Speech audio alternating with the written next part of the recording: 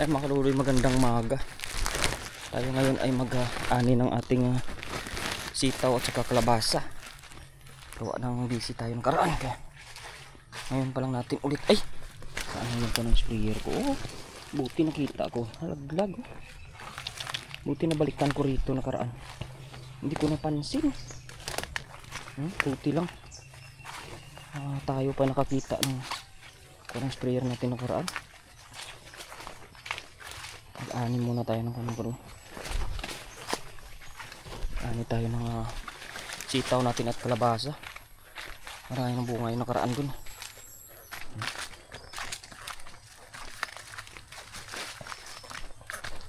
Dito nga may tanim sila dito ng kalabasa. Bilis lang.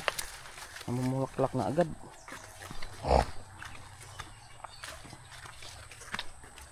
Si Lucas, oh. Takbo na, takbo. Buti lang talaga. Hindi ko napansin ito ng sprayer mga kaduloy na lang. Wala na pala ito. Lagay ko muna kayo mga kaduloy dito sa ating holder. Gawa na hindi tayo makapag sa daanan natin. Pag-concentrate ba. Kaya tayo ay matapilok. Hawak natin kamera natin. Baka mabagsak. Ito ay ingat-ingatan natin kasi wala na tayong pambili nito in case na ano pa to. Pag ito nasira, salamat tayo sa nagbigay nito sa atin noon sa Taiwan pa tayo. Thank you talaga sa sponsor ng camera natin. Malaking bagay ito nung napunta sa atin ito. Nabili natin. So, maganda yung camera natin. Ayan. Kailangan na natin hanapin yung mga kalabasa ngayon mga karudoy. Dito na tayo dadaan kasi wala na tayong daanan doon sa kabila. Nakuha na doon na landslide na, kaya ito yung ating magiging daanan. Yan, ito yung mag-iakyatan natin, pero madulas ng aring dito. Ay, buti na lang kita ko pa ito sprayer ko. Hindi ko napansin to kanina. Ayun ang pag-aalis ko. Yan, oh. Pwede na siguro ito mga karudoy. Naninilaw naman na ito, eh. Harbisin na natin. Huwag natin masyadong palakihin. Kamaharbis pa ng iba to. Yan, oh. May nagtatabas din, oh. Saan kayo pupunta yan?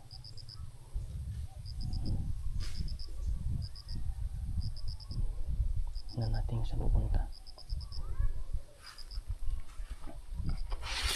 May tao.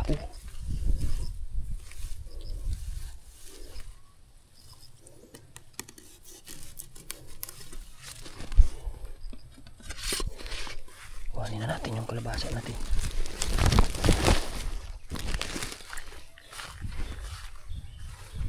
Ayan, doon wala na.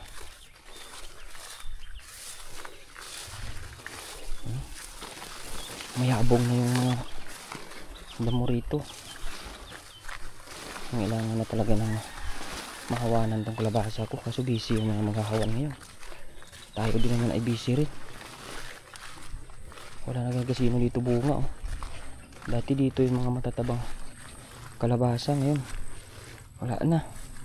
Pero pag nahawanan itong puno na, ayan, oh. Yung ano niya, oh.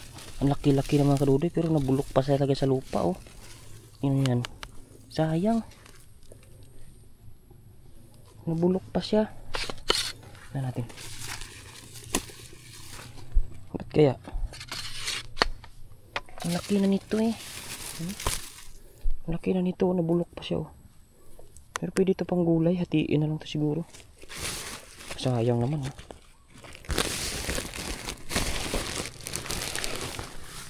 Si Lucas padapa-dapa. Kain na yan pero matamlay pa rin. Ito nga maraming bunga ito. Ang bilis na mataba yung kalabasa basta mahawanan lang sana. Yan, oh, yung isang laki na nito.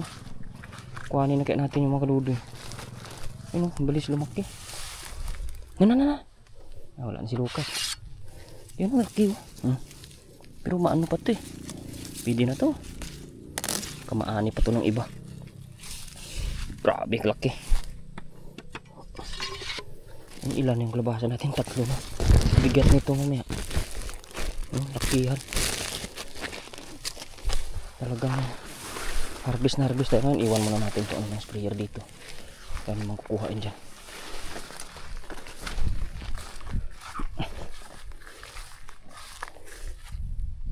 Ang laki ng mga bunga ng kalabasa natin mga kaduloy. Hindi lang natin namamalayan. Mga malaki din.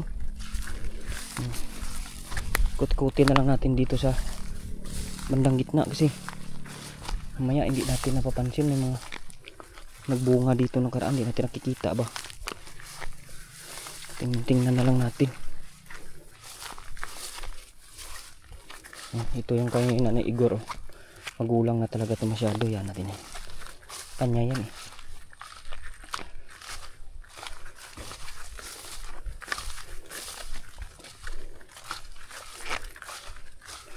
Daming tayong kalabasa eh. Na. Karaan may mga malaki dito eh.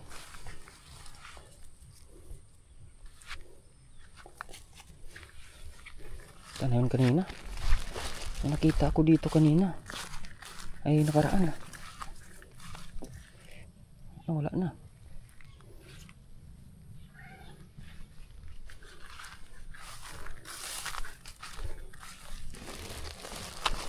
Sana kaya yun?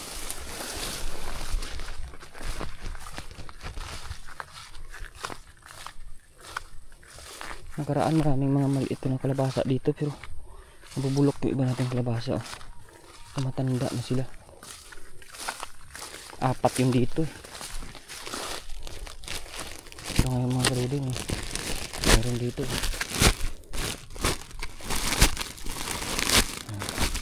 Puro kalabasa yung ani natin.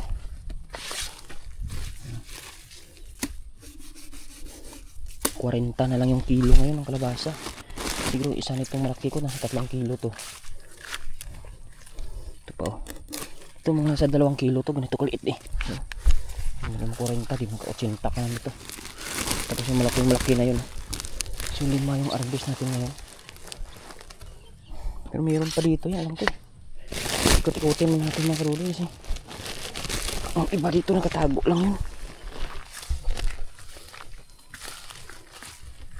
Yan o, dito pang sabi ko sa'yo.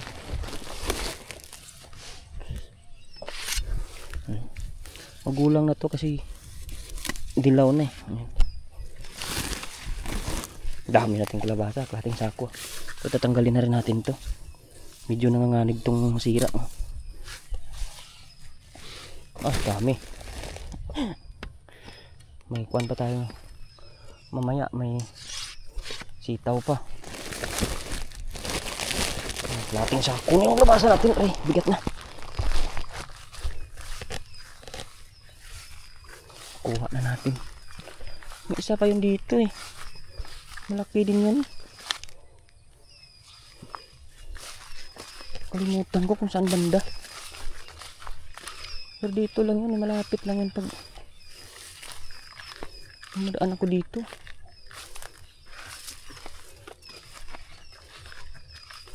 Yan kasi hindi ko natatandaan eh. Ito.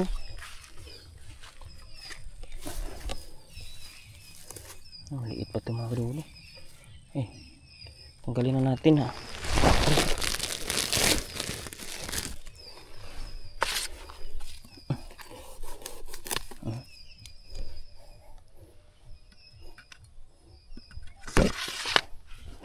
Dami. Bigat din pala. Dapat 2 yung sako ko. Bigat. Pasan. Bigat ng karudoy. Kalahating sako.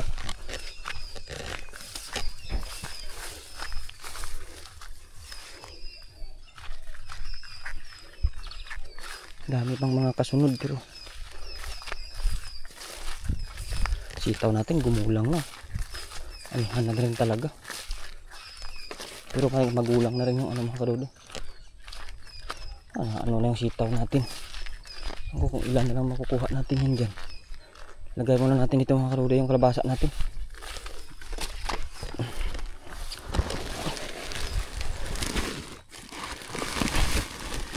Gagamitin natin yung tali. Yan o.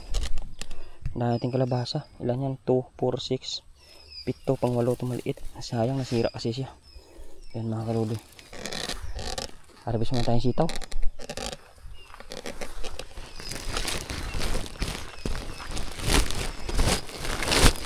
Ito ay ko na rin itong sitaw ko. Gulang na. Grabe kalaki. Bumulang na ng husto.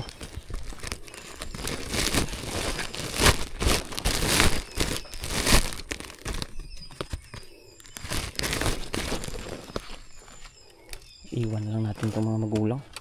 Pero pitasin lang natin. Ano yan? Biinit mga karuday. Sakit na.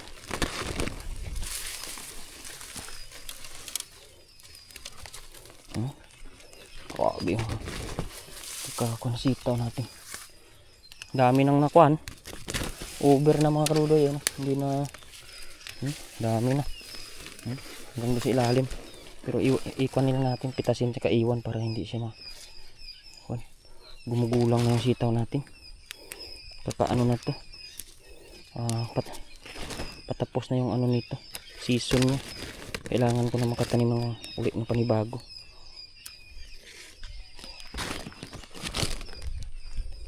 Ito na yung palatandaan na patapos na itong season niya. Pag ganito na yung itsura ng mga bunga niya, tapos na ang season nito. Pero madami pa rin mga karuday, hindi basta-basta.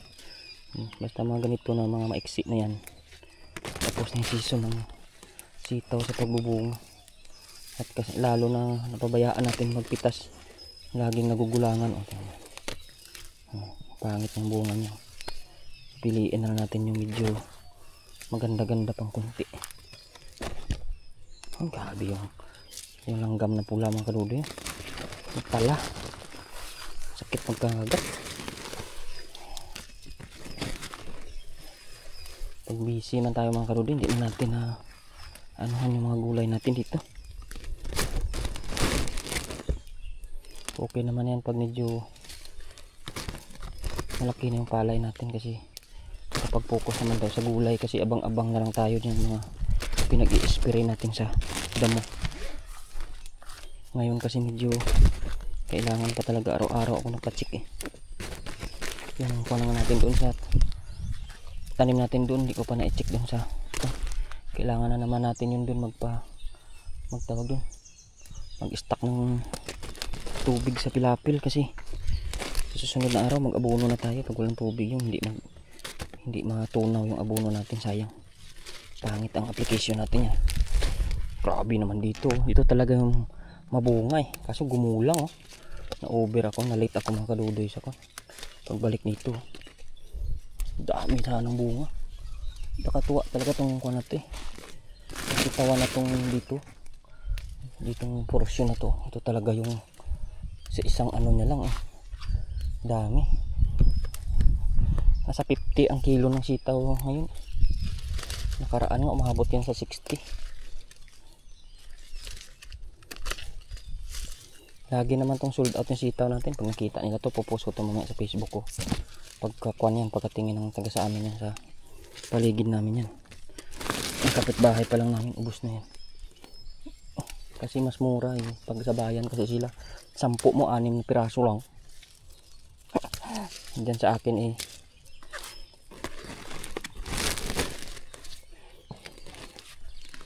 siyempre makarami sila. Kahit akala mo kunti lang to, pero pag ano mo naman to, kahit sa kabila marami pagulang na itong mga kaludoy. Sa sunod ay ayusin natin, gandahan natin itong gapangan natin para matibay. Kahit makailang tanim tayo, hindi magaganito. Ayan tapos masayad sa lupa, natumba na kasi yung bakod ko Hindi ko kasi in-expect ng mga kaludoy na ganun pala kaganda yung variety na binhi na ito. Malakas magbunga to. Kala ko kagaya lang dati ng mga sitaw na sinauna na, hindi naman yan ganyan. So maganda tong sitaw na itong mga kaludoy kasi makuwento siya. Akala mo malaki na, akala mo hulma na yung buto niyan, pero malambot pa rin. Hindi siya gaya ng ibang sitaw na matigas ng balat. Ito hindi to, malambot ng sitaw na to. Dami talaga.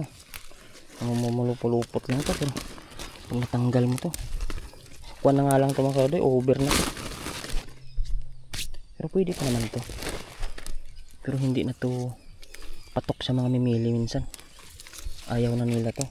Maganda naman ito sa mga nilaga kasi yung may buto-buto yun maganda. Pero pag pang adobong sitaw, hindi, ayaw na nila nito. Daming ano, dami talagang langgam. My God, sakit sa kamay, sa balat pag nangangagat.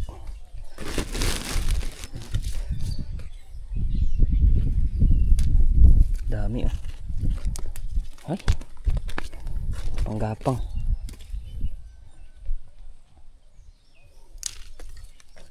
Ay, sitaw.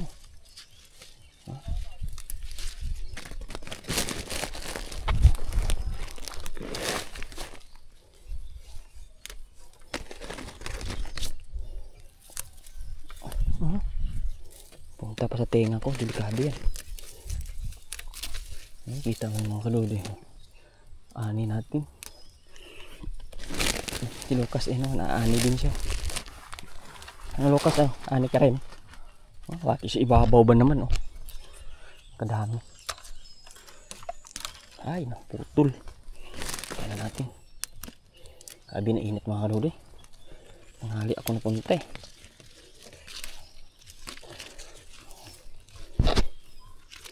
Ito talaga. Kalating sako yung sitaw, kalating sako rin yung kalabasa natin yan. Biruin mo, libangan lang, naging ganito na karami ito. Dami na natin nakuha rito.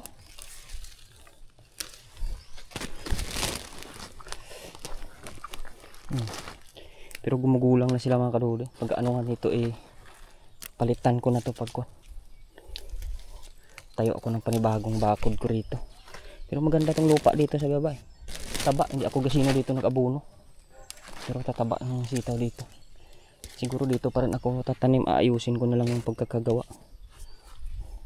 Gandahan na lang yung pagkaposte at saka straw na rin yung gamitin kong gatangan. Kasi pag mga kagingking, pag umano na siya, pag yung tumanda na at nabibigatan, nabubuwal din naman. Ito yung problema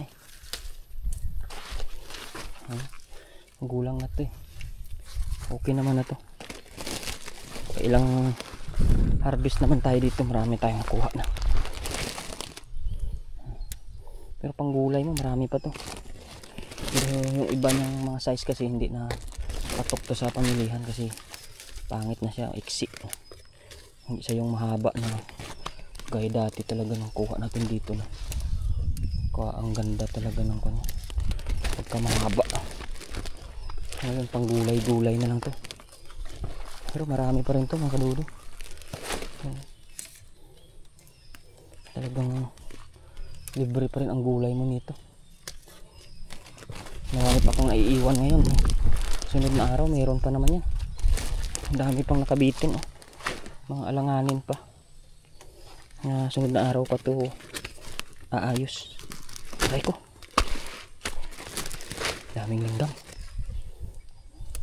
langgam sa lupa na pula rin. Ulandis tawag ito sa amin, sakit din pag nangagat. Ayan mga karugi dami na, diba? Kalahating sako yung kalabasa natin, sitaw natin ganun din.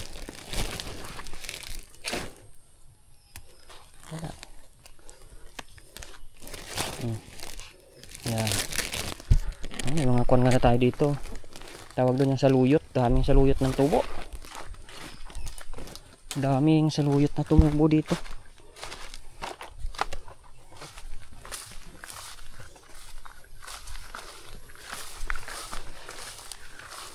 Yung ibang kalabasa natin dito halos hindi na natutuloy pero kuwan lang talaga ang kulang nito, awan tsaka abono ulit.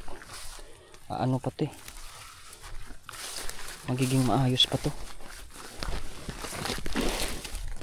tataba pa uli yung mga dahon na yan ng kalabasa. Kalabasa kasi mga kalodi, tagal buhay yan. Basta nahahawanan lang talaga.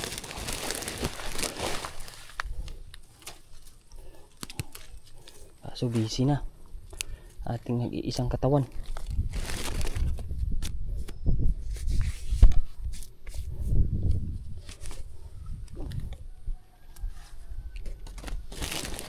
Yan. Dami na akong gumugulang ng mga sitaw. Tingnan natin kuhanin yung mga kalodi. Gulang na, sobrang gulang na. Hindi na mga ano yan. Hayaan na lang natin. Tanim na lang ako ulit ng panibago. Gandahan ko na lang pag para organize talaga yung pagkuha ng sitaw natin.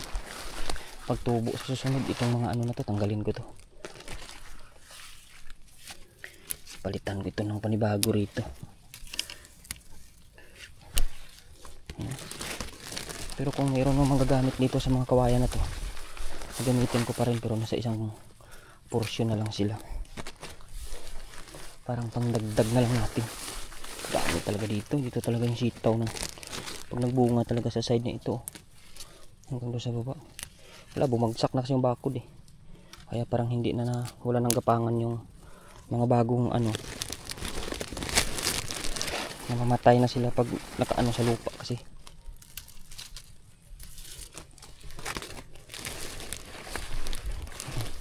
Gaya mo, kung mga ibabaw talaga sila, ang dami. Dito rin, oh, gulang na rin sa labas, wala rin. Yan kasi pag late tayo na. Yan na natin. Try na lang natin to kuhanin sa susunod na araw. Gawin nating binhi, you know? Yan, pagugulangin na lang natin itong mga to hanggang dito. Madami. Kuha na tayo pang binhi natin dyan. Ayan na mga kalodi. Uwi na ako, no? Ayusin ko lang yung ating kalabasa. Ayan. Ito yung kalabasa natin. Itong sitaw natin. Kaya ko masiguro yan. Pasanin ko na lang. Marami-rami tayong naaani ngayon. Ayan. Ayan mga kalodi, bye-bye na.